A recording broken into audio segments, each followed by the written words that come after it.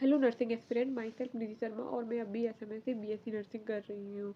अभी फ़िलहाल जैसे ये चल रहा है, आरयूएचएस वालों ने जो नोटिस निकाला है कि अब आपको नीट देना होगा और आरयूएचएस का एंट्रेंस एग्ज़ाम अब हमेशा के लिए रद्द कर दिया गया है। तो इससे बच्चे बहुत ज़्यादा परेशान हैं। तो इसके लिए मैंने सोचा कि आप लोगों की हेल्प के लिए एक वीडियो बनाई जाए कि भाई यदि देखो 99% है कि ये फैसला चेंज हो जाए, बट 0.1% मतलब 1% चांस है कि नीट के थ्रू ही आपको एग्ज़ाम देना पड़ा, तो आपके लिए ये बहुत बड़ा चैलेंज हो जाएगा। तो उस चैलेंज को आपको एक्सेप्ट करना पड़ेगा और आपको 2 महीने बहुत ज़्यादा मेहनत करनी पड़ेगी। तो सबसे पहले आपको नीट का फॉर्म भर देना है। सारी चीज़ों को नेगलेक्ट करते हुए आपको 7 तारीख से पहले पहले आपको नीट का फॉर्म भर देना है, पहली चीज़। देन आपको 12th का सिलेबस पूरा याद करना है। 12th का तो आपने कर भी लिया होगा और अब ये रिवीजन टाइम चल रहा होगा, तो आई थिंक और जिन बच्चों का नहीं हुआ है उनको डबल मेहनत करने की ज़रूरत है। तो 12th का सिलेबस के साथ साथ आपको 11th की जो बायो है ना उसको कंप्लीट कर लेना है। मतलब आपको वन शॉट वीडियो देख करके या फिर जो चैप्टर है उसकी वीडियो मैं बना दूंगी, जो इंपॉर्टेंट चैप्टर है उन सारी वीडियोज़ को मैं बना दूंगी फिजिक्स, केमिस्ट्री और बायो के लिए। लेकिन आपको स्पेशली बायो का तो कर ही लेना है, क्योंकि देखो 50% जो आती है नीट के अंदर वो बायो आती है। तो 11th 12th की आपकी बायो हो जाएगी ना, और 360 में से आपके 300 नंबर भी आते हैं बायो के अंदर।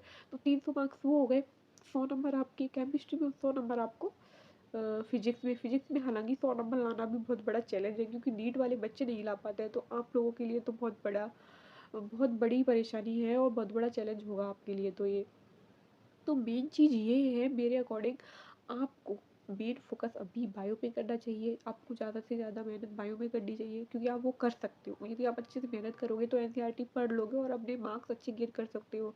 आपको 450 से 500 के बीच में नंबर लाने होंगे, तब जा करके आपको राजस्थान में कोई गवर्नमेंट कॉलेज अलॉट होगा। और एसएमएस चाहिए, अभी एसएमएस के लिए कोई क्राइटेरिया हम डिसाइड नहीं कर सकते, क्योंकि ये फर्स्ट टाइम हो रहा है, इसीलिए कुछ ज़्यादा डिसाइड नहीं कर सकते। तो मिनिमम आप सोचिए, यदि एसएमएस कॉलेज लेना है तो आपको 500 से तो ऊपर ही मिलेगा, 550 ही समझ लीजिए, क्योंकि एसएमएस एक टॉप कॉलेज है राजस्थान की। उसमें हर एक बच्चे का आना ड्रीम होता है, तो इस वजह से उसकी कट ऑफ हाई जाने के तो चांस रहने वाले हैं। तो आप खुद सोचिए कि यदि आपको एसएमएस लेना है तो आपको बहुत ज़्यादा मेहनत करनी होगी।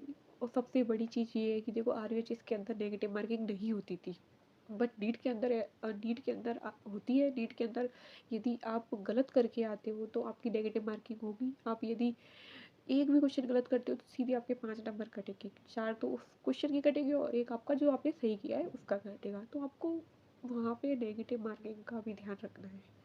तो मेरा मानना तो यही है कि आप सारी चीज़ों को नेगलेक्ट करते हुए यदि आपको एग्ज़ाम देना है और आपको राजस्थान से बीएससी नर्सिंग किसी गवर्नमेंट कॉलेज से करनी है, तो आपको पेपर तो देना ही पड़ेगा नीट का। यदि चेंज नहीं हुआ, क्योंकि ये टाइम भी चला जाएगा और इन सब चक्करों में आपका टाइम, आपकी एनर्जी ख़राब हो रही है। इसीलिए जो फैसला आरयूएचएस ने सुनाया हुआ है उस फैसले पे आपको ध्यान देना है। मैं ये नहीं कह रही कि ध्यान नहीं देना है, बट बाई चांस नहीं हुआ आरयूएचएस का फैसला चेंज, तो आपका ही टाइम और आपकी ही एनर्जी वेस्ट होगी। इसीलिए सारी चीज़ों को ध्यान में रखो, अपना टाइम मत वेस्ट करो, पढ़ाई को कंटिन्यू रखो। और आपको आपसे जितना हो पा रहा है उतनी मेहनत करके चैप्टर्स को याद करो।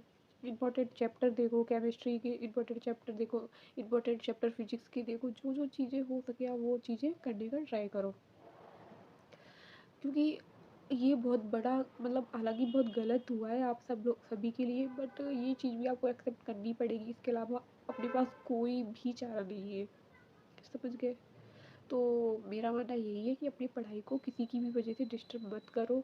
आप टीचर्स का साथ दो, उनके साथ खड़े रहो, बट ये है कि ज़्यादा अपना टाइम और एनर्जी वेस्ट मत करो। यदि किसी भी कारणवश यदि फैसला चेंज नहीं होता है तो आपका ही टाइम और एनर्जी वेस्ट होने वाली है, इससे ज़्यादा कुछ नहीं होगा।